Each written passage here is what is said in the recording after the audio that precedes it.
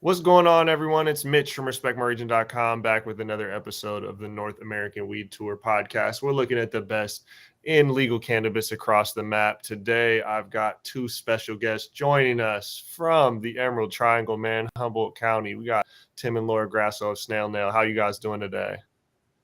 Good. How you doing? We're good. Thanks for having us.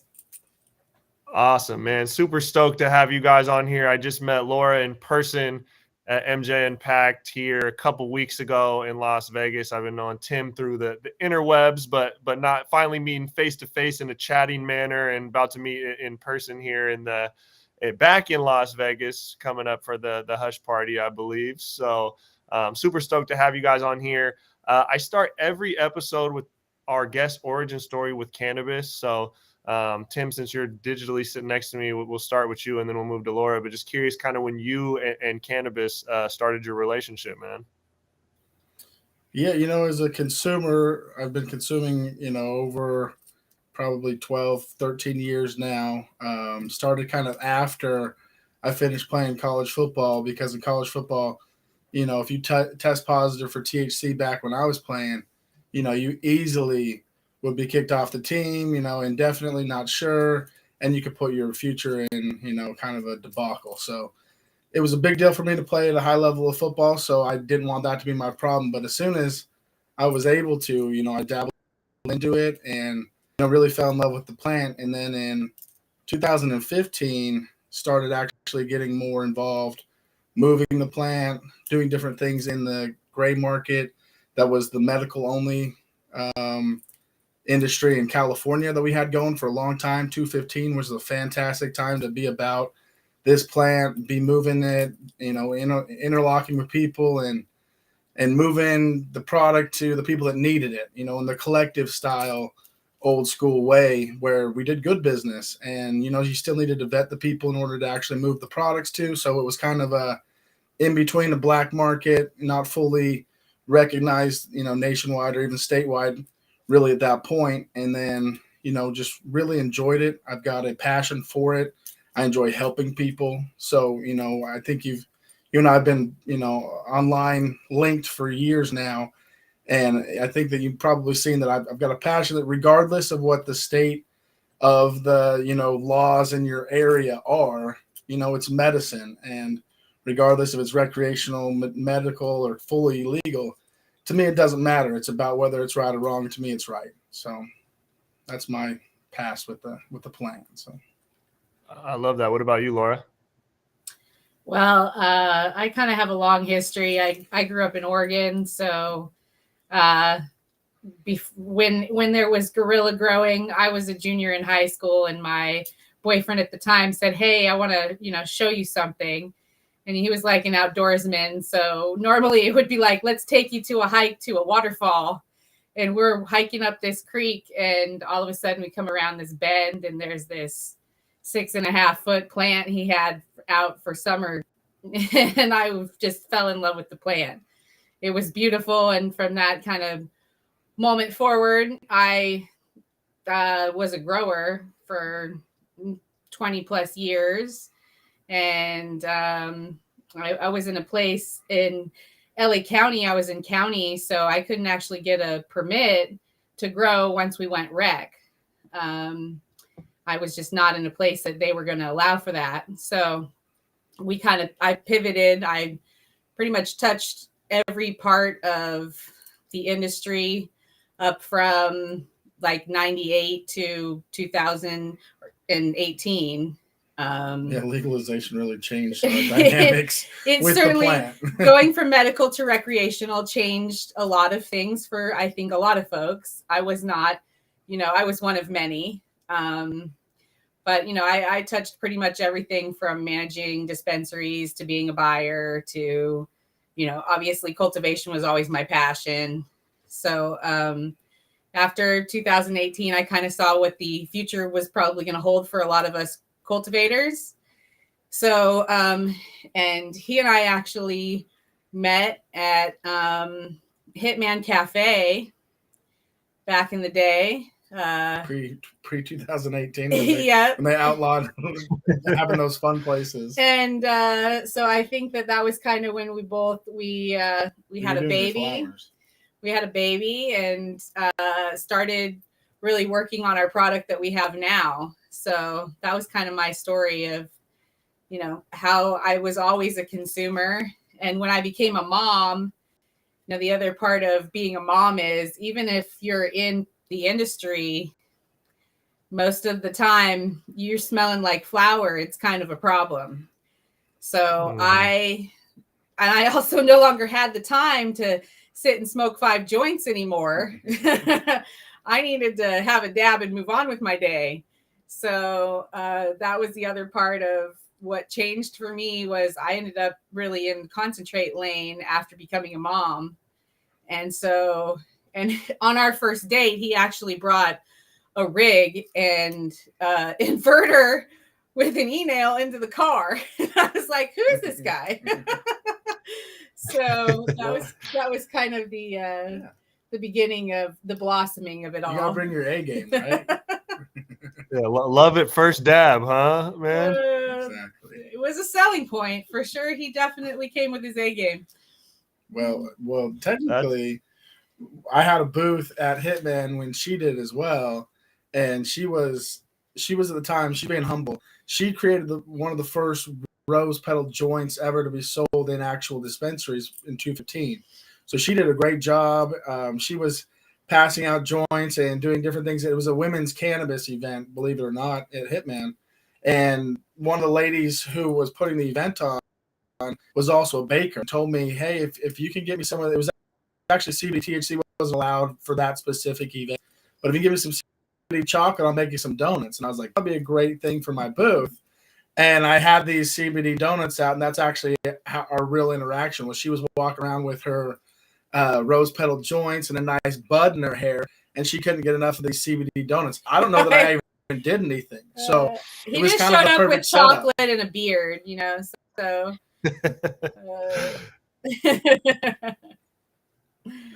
oh man, I love that. It's unique. Two cannabis lovers now, entrepreneurs. You know, a husband and wife duo in the cannabis industry met at a cannabis lounge. It doesn't get much more authentic than that. And so, you guys both moved to Humboldt after that, or Laura, you were already up there and roped him into. No, we did. I was the one who drug him to the middle of nowhere. I took the city boy and took him to the mountains. You know, he might have had the beard, but it you know, it was a fake beard. It was a lot shorter than this. Now he's adapted to Humboldt County. But when we knew we were going to grow a family, and you know, basically 2018 changed both of our lives. I was working for Cali Gold at the time, and we were transitioning from that medical market into the fully legal market. We ended up, you know, selling the company, thinking it was a good, you know, choice at the time. Ended up not really working out for us long term, and then, you know, 2018 made it a little bit more difficult to make money in this industry. And so we kind of both moved up to Humboldt County and, you know, a fresh new start, kind of getting to the mecca of where a lot of this came from, understanding the culture, and just seemed like a nice place to be, especially with our brainchild of our company was just really in an infant stage. And we said, let's get up there, let's immerse ourselves into the culture, see what it's really like up here, and grow our family up here. We've got a lot of different animals. She likes to homestead. We have a homestead, so you know we have goats and chickens and pigs and turkeys. Oh my! Grown a couple of the years up here. So, helped some of our neighbors who are big time growers. Our first year up here, we had a friend. You know, there was a lot in the beginning of people wanting to hop on, especially with distribution. There was a lot of distribution companies who really had no idea what the hell they were doing. And, you know, they were able to get licensing, but once they got licensing, they had no idea about product and how to sell it and how to market it. And so with us being up here, we helped a group of people who through his network that had, you know, got a license, but didn't know what they were doing. So, you know, being where we are, there was 1,600 licenses up here. So we did a little bit of that while we were developing the product that we're here to talk today. That it's been a lot of years in the making. As we said, it kind of really started in 2018 with our first prototypes. And so it's, it takes a lot to take something from concept to market, especially electronics. Patents and things are expensive and they take time. So development takes quite a bit of effort. So that's a lot of what we've been doing while we were up here, in addition to raising a family and making babies, expecting baby number 3 any day now. So it's that's kind of what we've been doing up here. So take me to the origin of when you guys started Snail Nail as a company. I know Laura, you mentioned Tim was dabbing on the first date, and you said motherhood brought that there, and I can associate with that. I was telling you guys I'm not a dabber. Moving into parenthood, I prefer blunts. But my son has an afro. I don't smoke around him, but even if I get that on my hands, it infiltrates his hair. So the dab is an easy way to just quickly get to where I need to be without having that lingering smell or resin that infiltrates to my child, and it's just not a good look. But I'm curious, what was the starting point for the Snail Nail, and what was the origin story of the company there? Well, we both had been, in the industry during the good old days when we had booths. We were both running booths, and it was a time where everybody was offering dabs, whether they were $5 dabs or they were free dabs. A little cloudier. And type environments. People were taking that ugly metal black box and hiding it under their booth and just running the cord to the rig. And having electrical cables everywhere. And then also, if you were in a place that you didn't have electricity, you weren't able to run that rig. So that I think was the first aha moment of how can we do this better? How can we make it look better and make it so it's battery operated, so you could literally go set up a dab bar anywhere you'd like. It became a fan favorite infrastructure piece wise in order to dab different people out in a big setting where there's a lot of people, a lot of consumers. E-nail just does a fantastic job because, it's always on, it's always at the correct temperature. You can rinse and repeat, go through a line, and you're good to go, as compared to some of the other methods that may take a little bit longer, right? You got to hit it with a torch. You got to wait for it to get to the right temperature, and a whole different thing. If you have to dab out 10 people doing it that way, it just takes a significant amount more of time, right? And so at a booth, you're trying to get as much traction, as many people as you can to get to your booth, everyone having a good time. Obviously, it's more of a festival than a convention, and it was just a fantastic way. And when I was looking around and seeing this, I was like, man, this is something that's a staple. It's not necessarily actual plant, touching as a business, but in order for, somebody to have an enjoyable time, especially in an event type setting, this wins, especially even old school. We've been around where we've been in California, blessed to be able to go into shops for a long time before, 2018 and all this new regulation, right? Back in the day, you could go in, you could smell what you wanted. You might even be able to taste what you want. When you leave, you might get a joint or a dab, and it was a whole setup, and people really enjoyed having an e-nail. And sorry, my little daughter. Okay. I'm sorry, but an e-nail would be just rolling, right? And so we were thinking about it. I was like, man, this is a staple piece. If it was a little classier, rather than putting a box under the booth and running a coil out to a rig, why not, make it different things and make it so it's portable, so that, like I said, you can have that dab bar set up anywhere. And like you mentioned too, really one of the reasons why I got into the concentrate game myself, I had a couple of different jobs, and, one job wasn't necessarily like I could smell like bud and perform that job at the same time where I was moving, Cali Gold chocolate. So I'm in and out of a smoke shop. I'm in and out of different regular style businesses where I can't smell, right? And that concentrate opportunity that allows for not to get stuck on my hands. You don't have to go through the whole stoner process with the setup with, washing your hands, making sure everything's good to go, have a little cologne, if you know what I'm talking about, what I'm talking about, Mm-hmm. So it's a process. And this was just something that, man, it was quicker. I enjoy it, especially with an e-nail, because it's just ready to go. You wait a minute, you're not necessarily having to deal with a lot of different setups, right, and different processes. It's a pretty convenient setup, and it made it so that on the go I was good to go and didn't necessarily need to go through that process to make sure that, hey, if somebody who may be ignorant or a little bit slower to the futuristic part of where the world's going, they might view me off rip as somebody they don't want to do business with, right? So just one more thing is, presentable, not having to smoke like you or smell just like you said around your kid. It's a different ball game, right? And so that was kind of the lane we chose. She chose at the same time in our lives, kind of, and that's really how we came together. And something with an E-nail specifically, lots of different companies utilize this. Like when we were at the Green Street Festival, we talked with a bunch of different companies that were doing it different ways, and they were giving out product and having a good time. And after the event, they're like, man, we really wish we would have had one of your dab slabs because it's a classy way to do it. And I said, I could put your logo on the top of the dab slab and you'd have a fantastic little setup for, promoting your products. And you don't have to go through an unbelievable amount of product to do that. It actually kind of saves you a little bit of product by having just a rig that's kind of always flowing. Something we like to do is either utilize a hookah, or there's a company called Glass Lung that turns a mason jar into a rig, essentially, with the hose.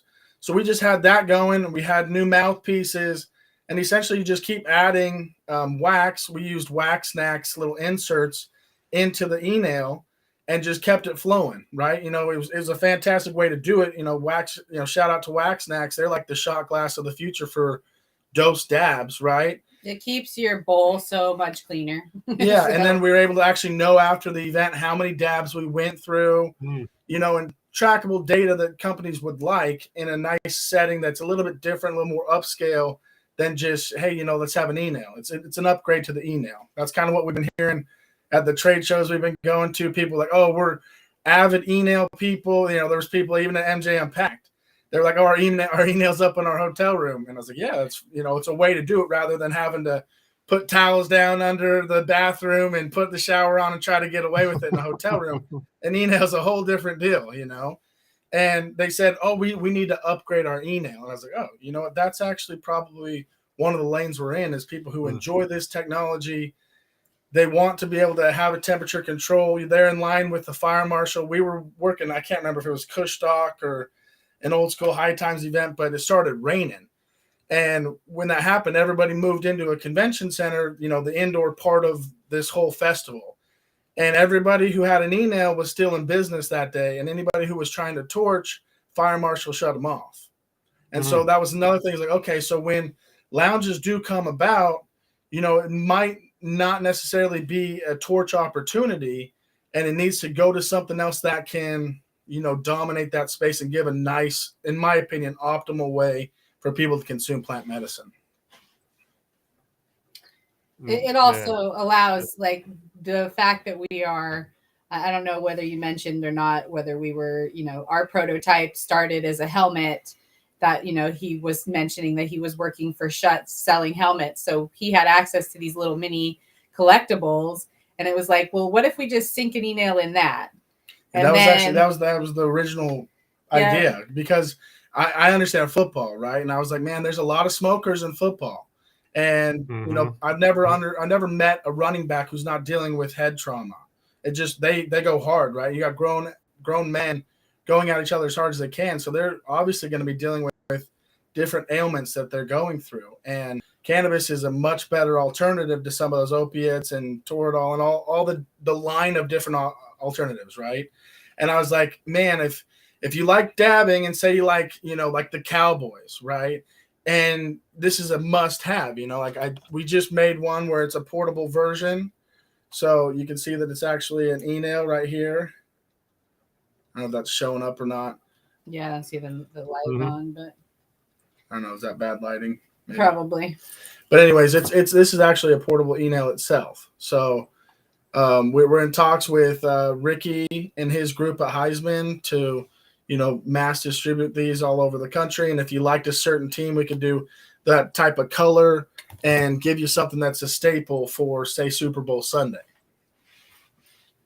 Yeah, I love that, man. I used to work in sports retail, so it's bought and sold quite a bit of that, while I was also selling quite a bit of weed to football players at the same Yeah. time. I mean, it is what it is. You know, it goes hand in hand. They say the statistics, almost 90% of people that are in various different sporting leagues are actually smoking. I mean, NFL specifically, they're saying it's about 90% of the guys are smoking. And that's, you know, they did something different with their collective bargaining agreement a couple of years ago where it's been a lot less regulated. They still do test, I believe, for it, but you can't necessarily get suspended for it. But, you know, they're still tracking these guys and, you know, tell them what they can and can't do, which, you know, isn't always the best for the human being. And so you started with the helmet product. What point did you come out with the Dab Slab, and what went into the process of creating that? We did about 6 different prototypes, different things that we have put it in there. That's part of where the Snail Nail Company, that the name came from, was that ultimately all the shells may change, but the internal components are always going to stay the same. So we did a Buddha, we did a rose quartz crystal, we did a 2-foot, because of where we live, we are in Bigfoot country. So we did a Bigfoot that was about a 2.5-foot statue. And that was actually where the birth of Dab Slab really came from. It was like, he wasn't really he was a statue and he wasn't standing on anything. He's the common Bigfoot, kind of looking at you a certain way. It's about 15 minutes from where we live in Humboldt. It's literally the #1 sighting for Bigfoot in the world. And so there's different Bigfoot places and selling all sorts of, you know, tourist attraction type Bigfoot memorabilia and whatever. And it's the one where he's kind of looking back, but he was kind of unstable. And so I was like, if you're going to be using this in a lounge. Yeah. What can we put him on? And so Tim actually found a piece of wood and decorated the bottom. But with some of the fake moss and kind of looked like it was the forest floor. And it's Bigfoot's looking at you and you plugged right into like his thigh. It was just cool. I was, you know, futuristically thinking like, man, if you had a lounge in Humboldt County or somebody, it's just cool to have some sort of different like delivery method. And this is, you know, specific to where we're at. There's Bigfoot fans everywhere. And when we looked at the stand and we mounted it on it, and we're like, oh, we got it. And then we were thinking about different things we can mount on the stand. And then, you know, the idea of like, wow, what if we actually just put it into the stand itself? It gives it a platform. We have all that area within the actual piece of wood to put all the various different electronics. And so like that really could be a winner for us and a little bit less nichey than say the football helmet, right? Or crystal. It was more like, hey, if you have a beautiful piece of wood, it's going to go with any aesthetic in anybody's house, right? The biggest problem that we had was this guy, me, had no idea about wood, about resin processes, about how it takes to dry wood correctly so it doesn't crack, sanding, electrical, all these things. Like that's not my wheelhouse. It just came from up here and like, hey, what could we do? And we had the goal in mind. And then all of a sudden we had to figure out how to actually make it. And that was the harder part beyond just coming up with the idea of it, as, you know, how we actually make it look classy like this. This is an actual piece of wood. This is elm wood right here. We've made it, you know, from different kinds of wood. Our production style is this ash piece right here. Really nice. And you can see we have a button on. It's just a push button on the side. You push it and you're on right here. And then obviously you would just, you know, add any sort of rig to it. And then you're good to rock and roll, right? And then you have the coil that actually gets set up. So I'll set one up so we can show, you know, people who are watching. And the nice thing about, so I mean, originally these were all plug-in versions when we first started doing our prototypes. But you know, those electronics at that time weren't patentable. You know, they were all public knowledge.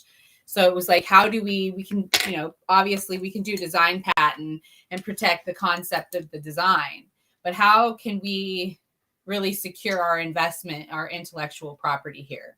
And so that we dove into how can we redevelop the e-nail itself and make it portable, because as we were talking before we were setting up, you know, if you're in Humboldt County anywhere, it's easily 2.5 hours in any direction to anything. So if you're a committed smoker, you might want to have a dab between here and there. And if you are a fan of an e-nail, you're going to be committed to bring an inverter in the car. Mm-hmm. So how can we upgrade that to this?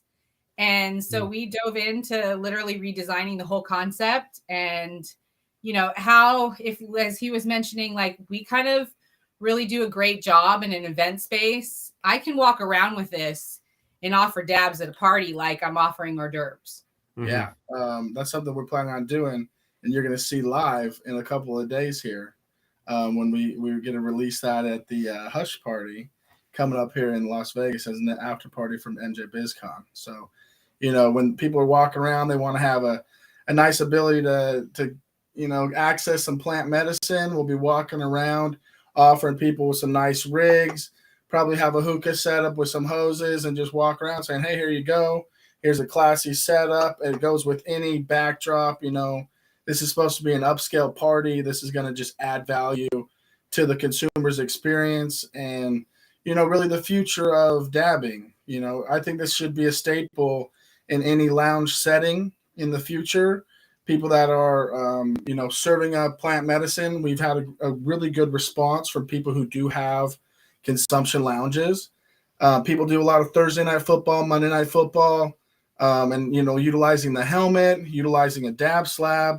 We can actually do different, you know, logos on the helmets, like I mentioned before, and really spruce up your, you know, consumption lounge. And so it's something different beyond just, cool, we go and smoke and we're out of there. It's kind of like, hey, this is a whole ambiance we're trying to help set. And if you enjoy smoking out of a glass rig, you know, artists are amazing. You know, glass blowers are amazing. They can blow the most extravagant things you've ever seen if you get into that world. And how they hit, and it changes how you smoke concentrates. Absolutely. Yeah, it really does. Most people, if you ask them if they have a chance, you know, I thoroughly enjoy all the different ways that people have come up with smoking and different, you know, innovations along the way. Most people, if they say, hey, you know, some of these all-in-one inclusive devices, they're sweet. And one of the biggest things that makes them sweet is how good they are in a portable fashion.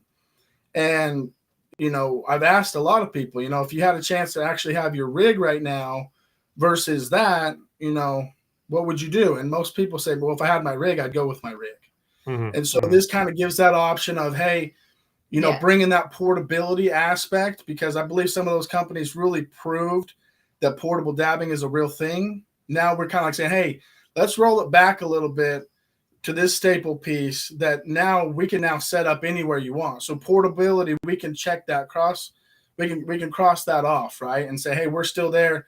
Now it's portably use whatever rig you would like, you know, and whatever that might be. Now you can set up at the beach, you can take it with you camping, and you don't have to, you know, use an alternative style than what you might have at your dojo at your house or your man cave or your hen's nest or whatever you want to call it where you smoke, your sanctuary, right? So now you can bring that with you, or in a party setting, like I said before, you have a dab bar anywhere you want, right?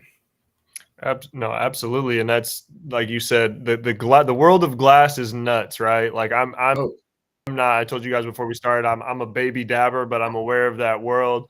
Was just at a glass gallery in Chicago over the weekend, and, you know, the people are talking about $3,000, $10,000, $20,000 pieces of glass. And to Laura, to your point, people are saying like, oh, sure, it's, you know, it looks beautiful and it's difficult, but they're talking about the more expensive the glass, usually the more intricate the way that water and air filters through, which adds to the flavor.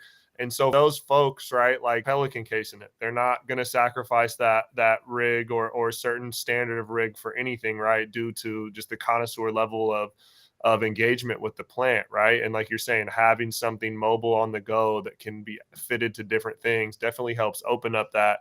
And I love what you're talking about, Tim, that lounge aspect, because as we're rolling into this new wave of legalized cannabis where lounges are coming to certain states, and states that don't have, you know, that regulations online, it's becoming a big talking point.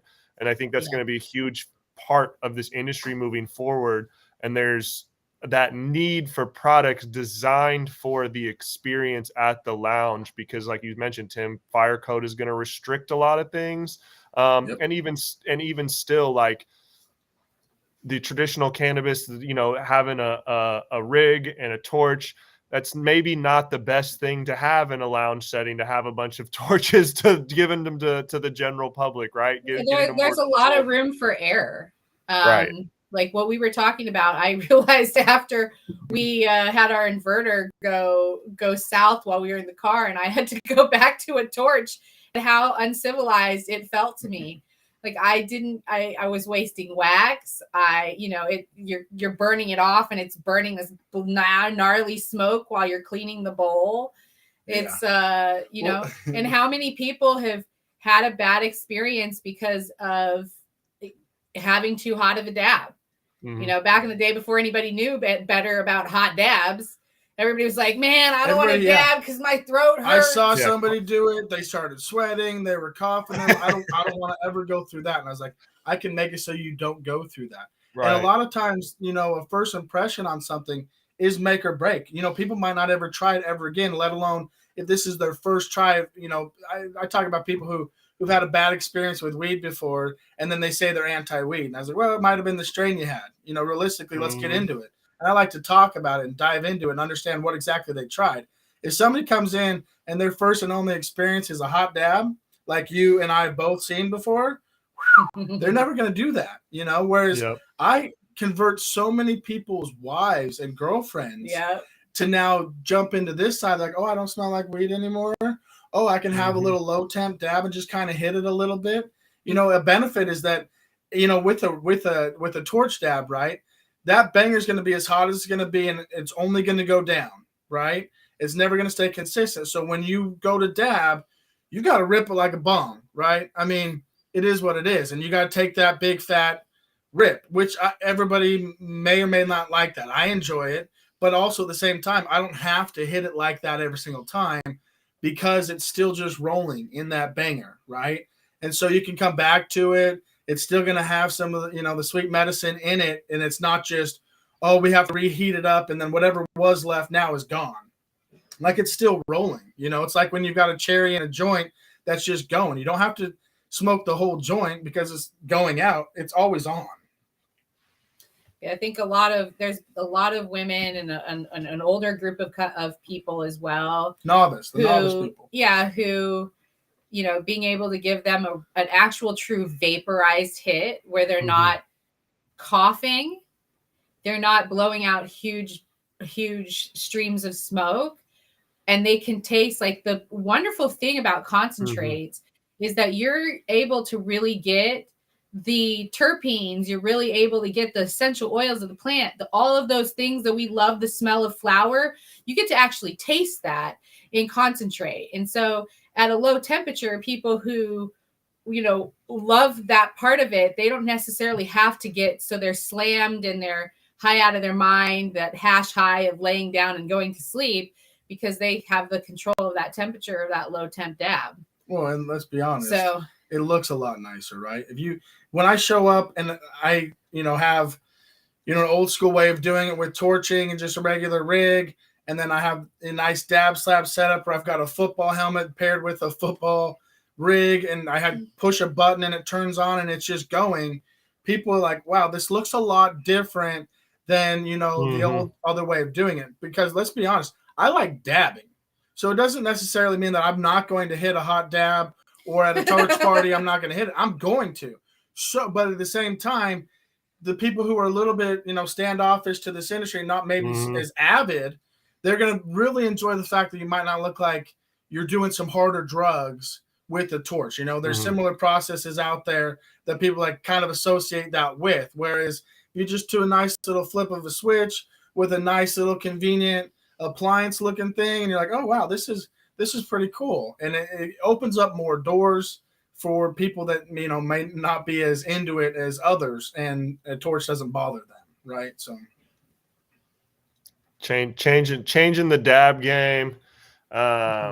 Man, Tim and Laura, really appreciate your guys' time and coming on here today. For people out there that want more information, the snailnailcompany.com. We'll see you guys in Vegas at the Hush Party, man. Really looking forward to it. Anything else you guys want to plug before I get you up out of here? I would say, our tagline for the Dab Slab is a slice of Humboldt. When people think about Humboldt County, they think about big trees and they think about weed. And so when we actually paired a slice of an actual tree with a cannabis electronic, that's a staple. When it comes down to it, we paired it with the sweet name. I mean, the Dab Slab is a cool name.